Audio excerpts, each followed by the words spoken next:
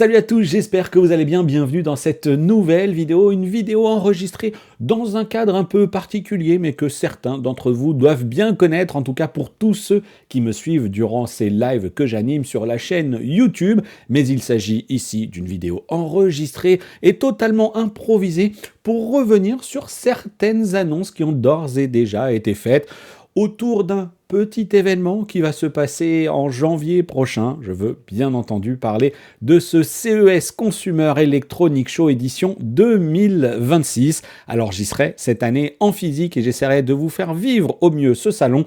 Et c'est pourquoi il est important d'ores et déjà, soit de vous abonner à cette chaîne YouTube si ce n'est pas déjà fait, cocher la petite cloche des notifications, mais aussi me retrouver sur mes réseaux sociaux. Et puis il n'est pas impossible aussi que pour ce CES de 2026, on inaugure un petit truc avec Ave César, à savoir une collaboration conjointe. Bref, j'essaierai de vous en reparler dans une vidéo qui sera dédiée à cela, ou au travers, pourquoi pas même des vidéos publiées dans le cadre de ce CES 2026. Et un CES 2026 qui va naturellement être animé par des annonces autour du marché de la TV, et il y a deux acteurs qui ont déjà parlé. Certains seront également absents de cette édition 2026 du CES parce que c'est outre-Atlantique et que c'est aux États-Unis, c'est à Las Vegas et certains préféreront opter pour des communications un petit peu plus centrées. Néanmoins, il y a des géants qui ont déjà commencé à partager certaines choses. Voilà, c'est cette scène-là qu'il me faut. Et on va donc se parler ici dans les grandes lignes. En tout cas, même si vous allez voir que je vais essayer, comme toujours dans mes vidéos, de donner un petit peu de consistance à tout cela, on va revenir sur les annonces qui ont été faites du côté de chez Samsung, mais aussi du côté de chez LG, qui tous deux ont commencé à armer le tir en disant « Regardez, nous on va se parler de téléviseurs LCD micro RGB Evo ». Alors pour LG, c'est une première, pour Samsung, ce n'est pas le cas, puisque je vous ai déjà parlé de choses dans le cadre de cette IFA de Berlin. Un IFA de Berlin, je vous mettrai la vidéo dans la description, le lien de la vidéo dans la description, pour lequel je vous avais même fait deux vidéos. Une vidéo de présentation sur laquelle je vous expliquais ce qu'était cette technologie micro RGB et qui ici appliqué à un modèle de 115 pouces. On avait déjà même le tarif, on pouvait même découvrir des images, etc. Je vais y revenir, mais il y a aussi une deuxième vidéo que j'avais fait cette fois-ci où je comparais les différences de la qualité d'image, mais aussi les différences techniques propres à chacune des technologies, que ce soit chez Hisense avec le RGB Mini LED TV ou que ce soit chez Samsung avec ce micro RGB qui, en 2026, va réduire sur les tailles d'écran. J'évoquais à l'instant Hisense, mais je vous rappelle que Hisense a d'ores et déjà annoncé au moment de l'IFA en septembre dernier que eux aussi débarqueraient avec des diagonales d'écran plus petites. Donc on va parcourir rapidement ce communiqué de presse, analyser un petit peu ce qui se passe, rapidement on va voir, mais en tout cas, des téléviseurs haut de gamme de 55 pouces au modèle cinématographique de 115 pouces, cette nouvelle gamme offre une précision des couleurs inégalée et une expérience plus intelligente. Alors très rapidement, je vais passer ici en revue un élément de design qui m'a un petit peu attiré l'œil, j'ai envie de dire, ou même peut-être plusieurs, par rapport à ce que j'ai là. Attention, il s'agit d'un communiqué de presse. On est encore à une bonne quinzaine de jours du salon.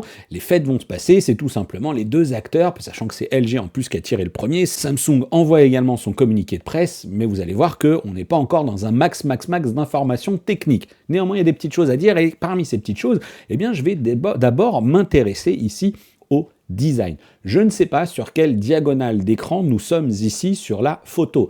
Néanmoins, il y a des petits trucs qui déjà ont attiré mon œil, comme je le disais, c'est du côté du design. Ici, on est sur un téléviseur qui semble afficher quand même des bordures très fines à la manière des téléviseurs 8K, qu'on a déjà sur les téléviseurs LCD mini LED, mais aussi à la manière des téléviseurs LCD 8K, on a un pied qui est doté ici de cette façade façon miroir qui est censée donner une illusion, censé vous donner l'illusion que le téléviseur flotte, Alors pour l'avoir découvert ce type de pied là, je crois que c'était Infinite Design, Infinite Air, quelque chose comme ça.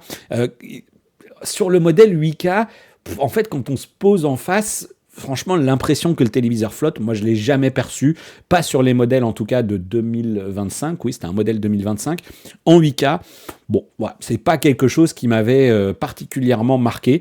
Mais voilà, reprise ici de ce design. Il y a un autre élément qui est peut-être un petit peu plus important. C'est qu'on voit bien qu'on a cette fois-ci des bezels extrêmement fins. Est-ce qu'on serait pas là sur quelque chose d'aussi fin que les modèles 8K? Est-ce qu'on serait sur un entre-deux avec ce que TCL a proposé, notamment sur ces C8, C9K, avec ces dalles extrêmement fines, donc sur ces modèles de 2025, sachant qu'on ne sait pas qui est le fournisseur de cette dalle micro RGB derrière dans les tailles plus petites, hein, ça va être un sujet un petit peu à creuser. Là où il y avait quand même un élément à retenir par rapport au modèle que j'ai moi découvert à l'IFA, eh bien c'est que le 115 pouces qui était exposé sur place, eh bien il avait, comme vous le voyez ici, des bordures noires quand même plus imposantes, plus larges, plus conventionnelles par rapport au téléviseur LCD. Et donc j'avais ici rapporté quelques informations. Encore une fois, les liens sont dans la description. Et notamment, on serait sur 15 000 zones de local dimming sur le modèle de 115 pouces. Mais pour l'instant, Samsung n'évoque pas du tout d'informations de ce type-là dans le communiqué qui concerne ce qui est annoncé ici pour le CES de 2026, à savoir que eh bien, la gamme se complète avec des téléviseurs micro RGB disponibles dans des formats 55, 65, 75, 85, 100 et 115 pouces. Donc faut-il comprendre que ce nouveau design va donner naissance à un nouveau modèle de 115 pouces? Est-ce que ce 115, il aura un pied central comme ça? Voilà, la question peut se poser aussi. Est-ce que c'est le modèle de 100 pouces? Est-ce que c'est ici un modèle de 75 ou 85 et les autres seront un peu différents? Eh bien, la réponse peut être à suivre dans les présentations que je vous en ferai dans le cadre de ce CES, une fois que j'aurai, passer la bonne frontière, à savoir que je serai donc à Las Vegas. Celle-ci incarne la prochaine étape de la technologie d'affichage micro RGB de Samsung et propose une expérience visuelle hors norme à domicile. Allez, grâce aux dernières technologies Samsung, notre micro RGB propose une clarté des couleurs saisissantes qui rendent les films, les événements sportifs et les émissions de télévision plus réalistes et captivants. Et là, j'ai envie de dire, messieurs, dames de chez Samsung, vous emballez pas trop parce que les démos, moi, que j'avais vu au moment de l'IFA, on était quand même sur des couleurs ultra saturées, bien flashy, tout sauf ce qu'on aime voir dans notre salon. Alors peut-être qu'ils étaient dans un mode dynamique pour nous montrer à quel point c'est lumineux et bien punchy leur technologie, et peut-être que surtout on était dans un mode magasin. Donc ça c'est vraiment à voir, mais vous emballez pas trop sur le côté un petit peu qualitatif du terme. Si vous nous reproposez encore un truc aussi saisissant que ce que j'avais pu voir, ça risque d'être un petit peu too much. En tout cas, c'était ici la déclaration de Hoon Lee, vice-président exécutif de la division Visual Display chez Samsung Electronics. En élargissant notre gamme de 2026, nous établissons une nouvelle catégorie de TV premium avec des formats adaptés aux espaces de vie modernes, tout en maintenant les normes les plus élevées en matière de qualité d'image. Lisons entre les lignes, en élargissant notre gamme de 2026. Ce qui, je pense, répond potentiellement à une question que vous pourriez vous poser. Quid de cette famille de produits néo-QLED, les fameux téléviseurs LCD à rétroéclairage mini LED classiques, comme on les connaît aujourd'hui avec par exemple le QN90F que j'ai testé sur la chaîne, qui est le modèle LCD mini LED, rétroéclairage mini LED conventionnel, j'entends, haut de gamme, avec en plus un filtre mat sur sa dalle, eh bien, il semblerait que et elles vont perdurer, ces gammes, je les vois mal totalement arrêter cela, parce que le positionnement de cette technologie micro RGB, il va être premium. Pour autant, va-t-il être premium au sens où on va où Samsung Electronics va positionner cela en face de la technologie de la gamme, de ces gammes QD OLED et White OLED, en fonction, encore une fois, vous le savez, S95, S90, le mélange des genres entre du QD OLED et du White OLED, etc. Est-ce que les deux vont cohabiter à des positionnements tarifaires assez proches? Est-ce que l'un va prendre le pas sur l'autre avec notamment un prix plus élevé pour l'un ou pour l'autre? Eh bien ça, il va falloir patienter encore un petit peu pour le découvrir. Est-ce que Samsung fera le même choix que Sony et assumera en disant « Eh bien oui, nous, la technologie qui nous semble la plus efficace, eh bien c'est le LCD mini LED, c'est celui qui en a le plus encore sous le pied ». Pour autant, ils sont capables de dire qu'un Bravia 9 est un téléviseur LCD mini LED qui d'ailleurs va être renouvelé, mais je vais y revenir tout de suite, mais le Bravia 9 eh bien, est un téléviseur LCD mini LED premium, tout comme un Bravia 8 Mark II, et lui aussi un téléviseur QD OLED premium. Les consommateurs attendent désormais une qualité d'image toujours plus élevée de la part de leur téléviseur, faisant de ce critère un élément clé dans le choix de modèles haut de gamme. La messe est dite, on n'a pas de tarif, mais bien entendu que ce seront des téléviseurs haut de gamme. On voit bien que ce modèle devrait reprendre quand même un châssis assez fin. Je pense qu'on devrait être sur du moins de 2 cm avec ce pied également qui devrait donner l'impression que ça flotte. Allez, on va passer sur quelques éléments, là aussi avec du jargon un petit peu marketing. Ne vous attendez pas à ce que chez Samsung, on vous donne le nombre de zones, la puissance lumineuse, etc. C'est des petits éléments que j'avais réussi à glaner pour le 115, mais c'était encore très discret. Et surtout, ce CES, comme je l'ai dit, il va ouvrir ses portes que tout début janvier. Moi, je vais les voir. Alors, il ouvre officiellement ses portes le 6. Moi, je les verrai un petit peu avant et puis j'essaierai du coup de vous faire du live. Donc vraiment, si vous êtes abonné, je pense qu'on devrait pouvoir suivre ce CES ensemble. Enfin, vous devriez pouvoir le suivre à mes côtés de manière assez interactive. S'inscrivant dans la continuité du modèle micro RGB 115 pouces lancé en 2025, la nouvelle gamme intègre des fonctionnalités avancées et des améliorations en matière de couleur, de netteté et de design. Ok, bon, bah ça c'est le coup de la lessive qui lave toujours plus blanc que le blanc. On fait du mieux et toujours mieux. La technologie micro RGB exploite des LED rouges, vertes et bleues de moins de 100 micromètres qui émettent de la lumière de manière indépendante. Cette architecture avancée décuple la précision de la lumière et des couleurs. De plus, des technologies de traitement boostées dont AI 4K, donc 4K AI Upscaling Pro et AI Motion Enhancer Pro affinent encore davantage la luminosité, la fluidité des mouvements et la clarté. Et donc je vais juste m'arrêter un petit peu sur le micro RGB que j'évoque depuis tout à l'heure, et si jamais vous l'avez manqué, cette vidéo de présentation, eh bien vous pouvez aller la voir puisqu'on se revient un petit peu, je présentais cette conception que l'on voyait pour la première fois chez Samsung au moment de l'IFA, avec les différences, avec vraiment la taille de la LED conventionnelle, puis ensuite, voilà, donc ça c'était une LED conventionnelle, alors bien entendu zoomée au microscope, puis ensuite on réduit de 50 fois, et puis on arrive sur la taille d'une mini LED classique, la voici, cette mini LED classique, puis on réduit encore, et on arrive sur la taille de cette mini LED RGB, donc micro RGB en l'occurrence chez Samsung. Et donc il faut comprendre qu'on a une diode on a un élément, j'appelle ça un triplet personnellement, mais d'autres lui ont donné d'autres noms. Et en fait, on a donc un triplet qui intègre, ou un paquet qui intègre ces 3 mini couleurs, ces 3 mini LED de couleurs, donc rouge, vert et bleu. Et vous aurez également, sur la chaîne, une autre vidéo, cette fois-ci, qui s'intitule iSense, vous la voyez là, iSense Mini LED RGB versus Samsung Micro RGB. On a là les deux dénominations qui étaient au moment de l'IFA proposées, mais on avait également du Sony qui lui adoptait son LED RGB. Je vous ai fait cette vidéo de comparaison parce que j'avais pu découvrir les différences techniques au sens de la composition, cette fois-ci, des fameux triplets. Et donc, on avait, d'une part, alors cette vidéo qui effectivement était filmée plutôt à l'horizontale, enfin plutôt à la verticale, pardon, et alors où est-ce que j'y revenais? Parce que Samsung m'avait autorisé à filmer ceci, hop, est-ce que je vais arriver au bon endroit? Voilà. Par rapport à la dénomination micro-sized, en l'occurrence RGB LED, ou micro-RGB comme l'appelle Samsung, eh bien, la différence par rapport à celle de chez Hisense, je le rappelle, c'est que Samsung nous dit qu'ils ont effectivement du rouge, du vert et du bleu dans la composition, sauf que quand on y regarde d'un petit peu plus près, comme c'est le cas juste ici, eh bien en fait, chacun des 3 segments, encore une fois, cette vidéo elle est disponible, en fait, chacune des 3 mini LED ou micro LED, comme ils l'appellent pour le coup, de couleurs, est décomposée en 3 segments. Donc ça veut dire qu'on va avoir 3 sous-segments dans le rouge, on va avoir 3 sous-segments dans le vert et 3 sous-segments dans le bleu, là où Hisense, eh bien en fait, a bel et bien, lui aussi, 3 couleurs, rouge, vert, bleu, sauf que en fait, l'alimentation tout simplement de ces mini LED RGB eh bien, est unique. C'est-à-dire qu'on allume, alors oui, on fait varier l'intensité,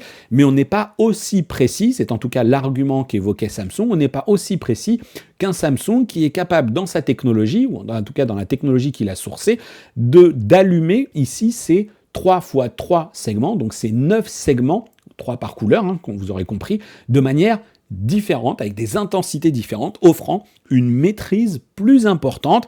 Ça, c'est des choses qu'il va falloir voir. Alors, on sait que le téléviseur mini LED RGB de chez Hisense, il a quand même été pas mal challengé. Il y a des choses il est même décrié, pour le dire ainsi. Il y a quand même des choses qui n'étaient pas très joyeuses du côté du blooming, de ce qu'on avait pu percevoir, de ce que certaines personnes qui ont eu accès ont pu percevoir, du côté notamment des médias étrangers. Mais c'était peut-être aussi lié au fait que le téléviseur était encore dans un état de développement pas génialissime. C'est en tout cas comme ça que Hisense France, cette fois-ci, s'est un petit peu défendu. Et on est vraiment sur une conception très différente entre ces 3 triplettes ici. Et donc, c'est notamment pour cela que Samsung l'appelle micro RGB, là où d'autres peut-être l'appellent mini LED RGB. Donc ça, zoom sur pourquoi Samsung appelle ça micro RGB. Quelques autres arguments mis en avant, le micro RGB AI Engine Pro est équipé d'un processeur IA nouvelle génération qui offre une clarté et un réalisme améliorés. Celui-ci comprend également, alors voilà, bien sûr, celui-ci comprend également des technologies micro RGB Couleur Booster Pro, micro RGB HDR Pro, afin d'offrir des couleurs vibrantes de réalisme. Alors ça, c'est des dénomination que l'on peut aussi retrouver de ce genre de dénomination qu'on peut aussi retrouver sur des technologies d'ores et déjà sur le marché, que ce soit du LCD mini LED classique ou que ce soit de la technologie OLED. En revanche, il y a bel et bien un truc qui est un petit peu nouveau, c'est ce micro RGB Precision Color 100, tout simplement pour vous dire que ces téléviseurs sont certifiés par VDE et cette technologie atteint donc 100% de l'espace colorimétrique BT2020 pour des nuances hyper réaliste et une luminosité éclatante. Mais comme je le disais, ne comptez pas ici sur ce communiqué pour évoquer les moindres informations techniques quant à une valeur de luminosité, un nombre de zones, un nombre de diodes, etc.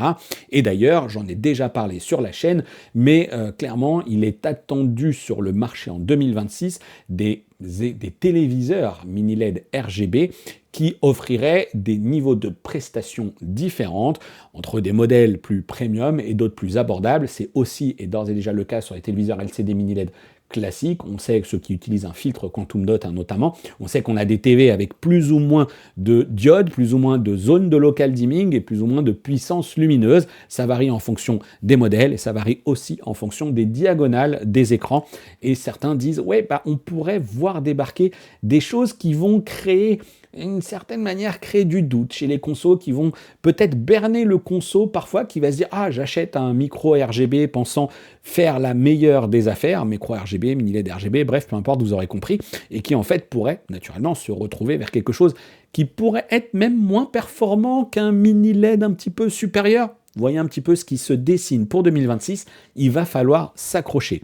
Une version enrichie de Vision AI Companion, la plateforme multi-agent de Samsung qui combine l'intelligence d'un grand modèle de langage, LLM, avec une conversation naturelle via Bixby. Bixby, on lâche pas l'affaire chez Samsung, on veut continuer de l'utiliser tout en proposant aussi l'assistant vocal de chez Amazon, mais ici, Bixby permettra d'intervenir sur des fonctionnalités avancées tout en retrouvant en plus des choses que l'on a déjà sur des modèles de 2025, avec ses fonctionnalités de traduction, etc., sauf que celles-ci seraient évoluées. Ceci permet de naviguer et de rechercher des contenus par commande vocale, de poser des questions, d'obtenir des recommandations et d'accéder à des fonctionnalités et applications intelligentes comme le Live Translate et fond d'écran génératif.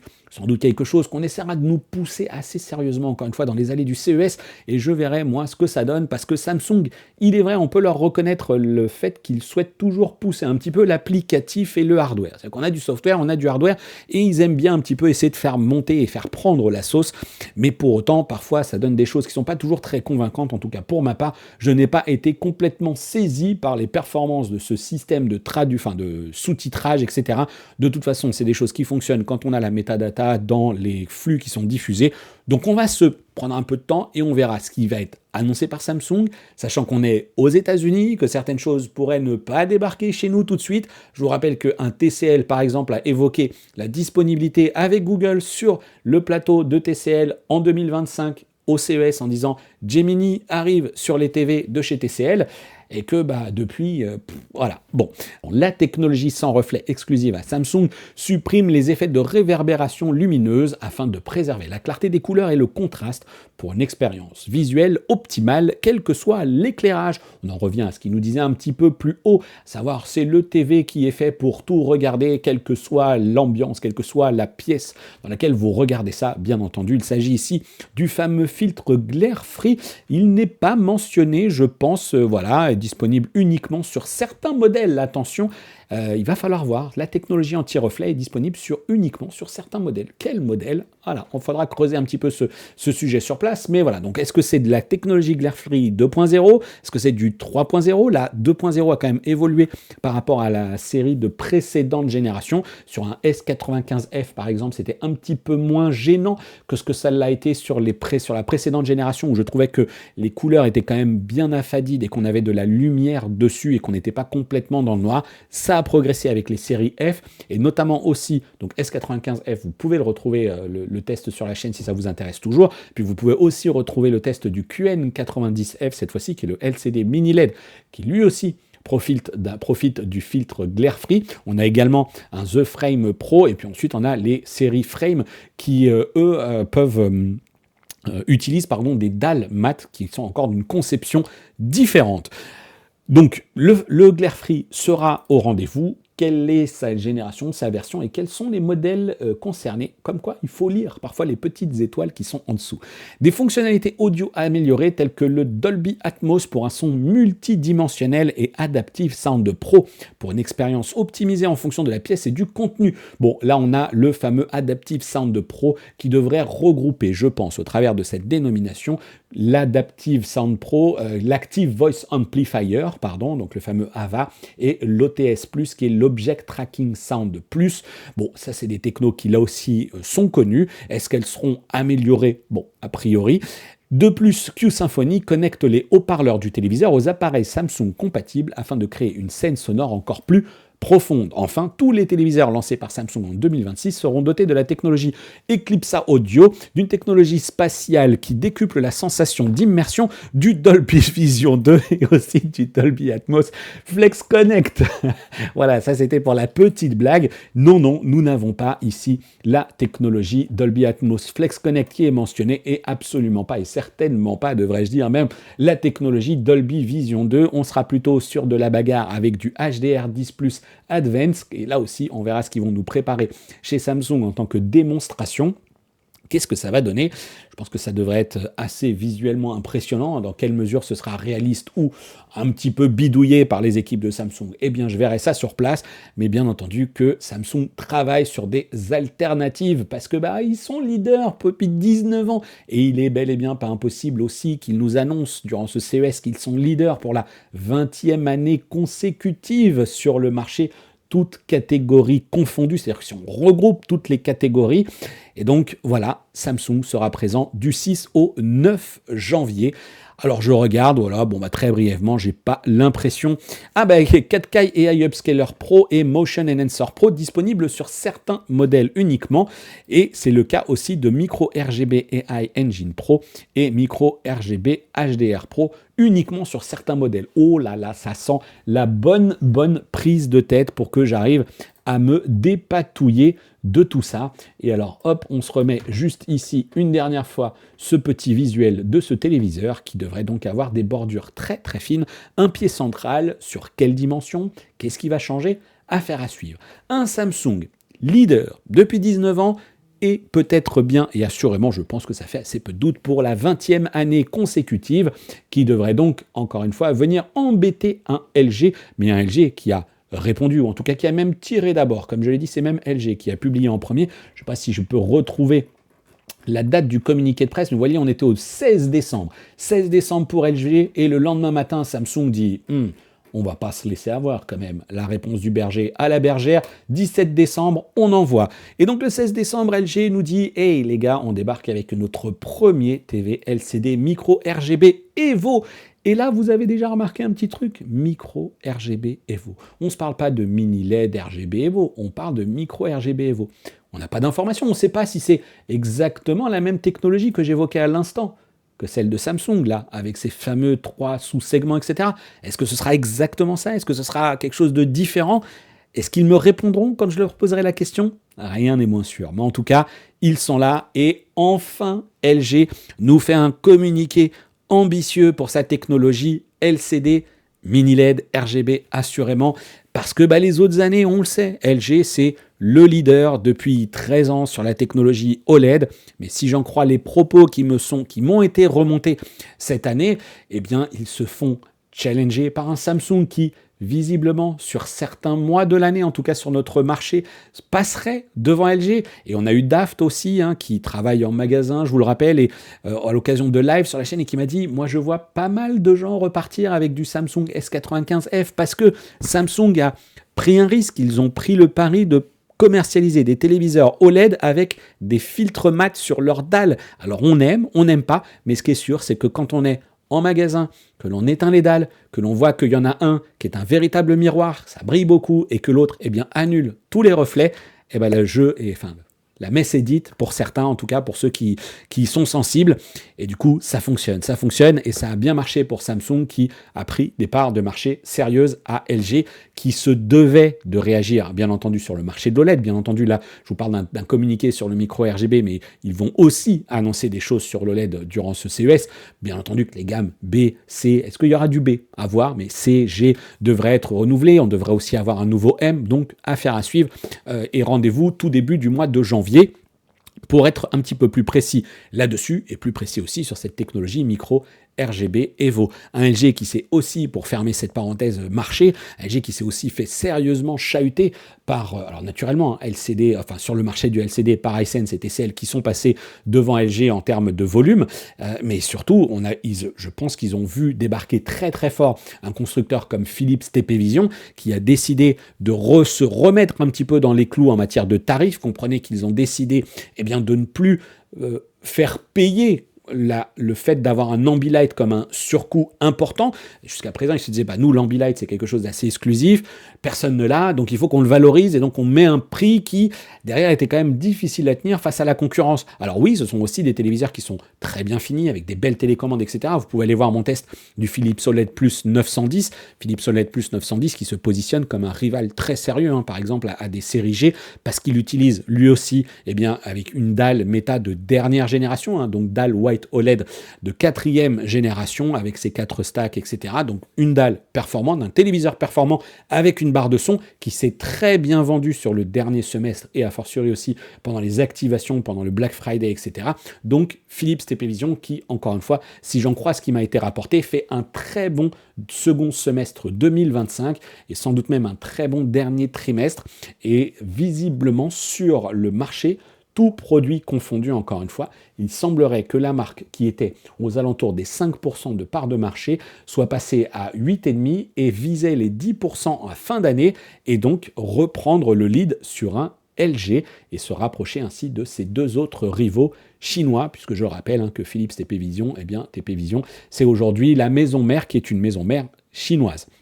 Donc j'en reviens à alors ça c'était un petit peu pour évoquer l'état d'urgence qu'il y a à réagir chez LG, en tout cas de mon point de vue, et LG Electronics dévoilera au CES 2026 son premier téléviseur RGB, le LG Micro RGB Evo, donc quid de cette dénomination, je pense que ça nous donne quand même, encore une fois, je sais pas, je suis vraiment pas sûr d'avoir l'explication sur place, mais en tout cas, à lire comme ça, j'ai quand même l'impression que LG tente à nous montrer qu'ils auraient la même structure que Samsung, ou est-ce qu'ils prennent cette dénomination en se disant ok, après tout Samsung c'est notre leader, mais c'est notre rival depuis toujours, mais c'est aussi finalement celui qui parle au plus grand nombre, qui fait le plus de volume.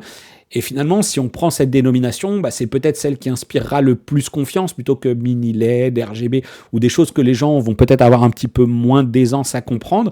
Ils vont profiter grosso modo de la force marketing et de la force de communication de Samsung.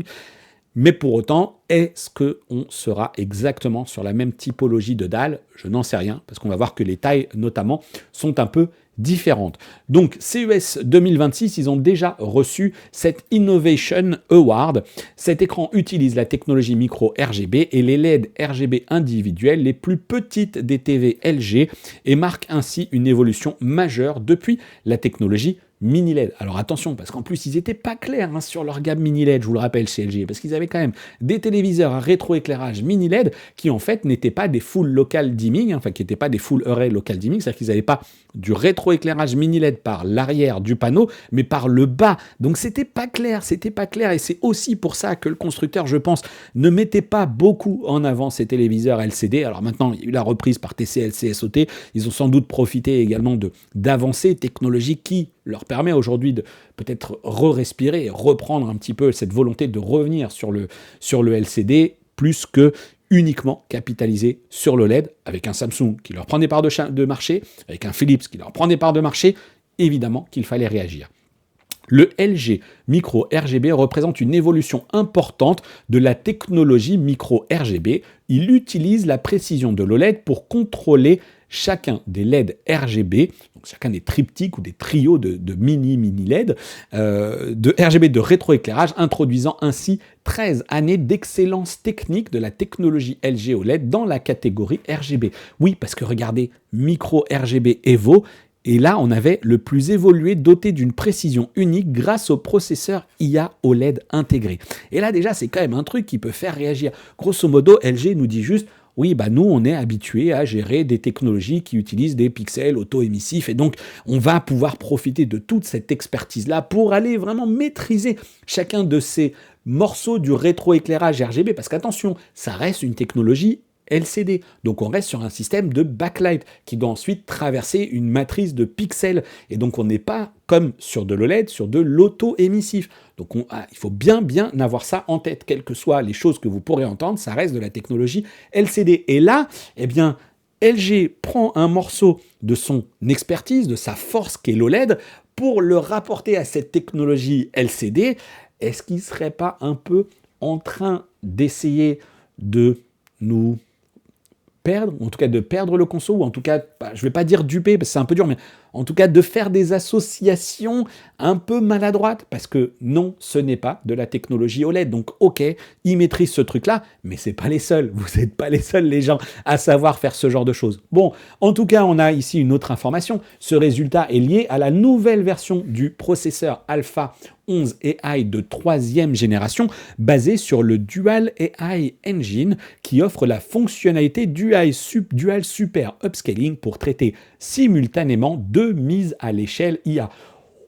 Et bien là aussi, il va falloir voir ce que ça donne, parce qu'on sait que, notamment dans le processus d'upscaling, quand on avait des sources très dégradées, il pouvait y avoir plusieurs passes d'upscaling en fonction de la nécessité du processeur à faire le travail, mais ça a quand même évolué pas mal au fur et à mesure des années. Et depuis 2 ans déjà, les contenus 4K sont optimisés, sont upscalés avec moins de passes que c'était le cas par le passé. Donc qu'est-ce que ça veut dire tout ça? J'essaierai encore une fois de poser la question, mais visiblement on aura des choses meilleures encore sur la partie upscaling, et vu qu'on va être sur des téléviseurs avec de très grande taille d'écran, je vais vous les nommer, je vais vous les donner naturellement dans cette vidéo, eh bien c'est pas plus mal, d'autant que de toute façon on la voit ici, elle est ici inscrite, puisqu'on a déjà la dénomination de ce MRGB 95B. Si c'est pas 95B, ça vous dit rien? Bon, merci Samsung. Modèle MRGB 95B de 100 pouces a remporté donc un CES 2026 Innovation Award. Donc ce 100 pouces profitera notamment de ce traitement de l'intelligence artificielle qui nous offrira une bonne netteté, en tout cas une bonne qualité de la mise à l'échelle des contenus via l'intelligence artificielle. J'espère que ce ne sera pas trop criant. Ce processeur Alpha 11 AI de 3e génération sera-t-il uniquement consacré à cette série-là? Débarquera-t-il aussi sur les nouvelles séries G et M qui profitaient elles aussi de cette nouvelle, de ce processeur de génération, ce processeur Alpha 11 qui était nouveau l'an dernier? Et cette mention de Dual AI Engine qui est quand même passée un petit peu ici rapidement avec ce Dual Super Upscaling, moi elle me fait penser, eh bien encore une fois, à ce que fait Philips TP Vision, notamment sur l'OLED Plus 950 qui, pour se différencier de l'OLED Plus Plus 910, au-delà que le 910 a une barre de son et pas l'OLED Plus 950. Eh bien, l'OLED Plus 950 de Philips TP-Vision, il a également un processeur Dual Engine qui lui permet d'aller plus loin dans la qualité de l'upscaling, plus loin dans la performance des traitements des signaux, plus haut dans la luminosité, etc. Plus bas aussi dans les détails, dans les zones sombres de l'image. Bon, bref, c'est, encore une fois, le coup de la lessive qui lave plus blanc que le blanc, ou en tout cas un processeur qui se veut annoncer comme étant meilleur. Mais on est déjà sur un niveau de prestation, je pense, sur le marché des télé qui est déjà tellement bon. On va voir combien tout ça coûte, parce que sinon, il va falloir le justifier un petit peu tout ça. Hein. Grâce à cette puissance de traitement considérable, il est possible d'obtenir les couleurs primaires RGB Ultra. Bientôt, on va être dans les jeux vidéo, quoi.